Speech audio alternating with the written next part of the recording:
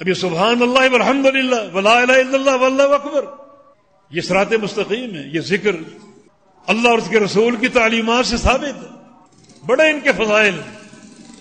رسول اللہ صلی اللہ علیہ وسلم کی حدیث ہے لان اقول سبحان اللہ والحمدللہ ولا الہ الا اللہ واللہ اکبر احب الی مما طلعت علیہ الشمس، اگر میں یہ ذکر ایک دفعہ کروں سبحان اللہ والحمدللہ ولا الہ الا اللہ واللہ اکبر، مجھے یہ محبوب ہے ہر اس چیز سے جس چیز پر سورج کی دھوپ پڑتی ہے، مانا پوری دنیا سے۔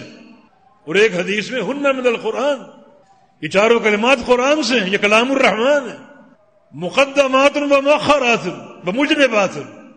جب قیامت ہوگی انسان آئے گا اور بڑی ایک وحشت کا اور خوف کا عالم ہوگا، یہ کلمات اگر پڑے ہوں گے یہ کبھی آپ کے آگے چلیں گے، کبھی آپ کے پیچھے چلیں گے، اور کبھی آپ کے دائیں بائیں پہلو کی طرف چلیں گے۔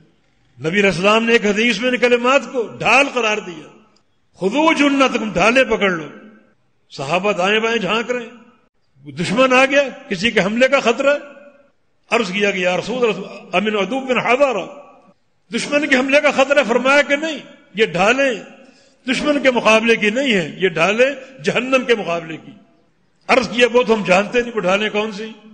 فرمایا کہ وہ ڈھالیں ہیں سبحان اللہ والحمدللہ ولا الہ الا اللہ واللہ اکبر، یہ ڈھالیں۔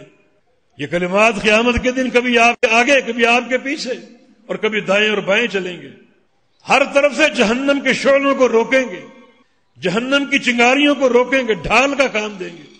کتنی فضیلت! تو یہ کلمات صراط مستقیم ہے۔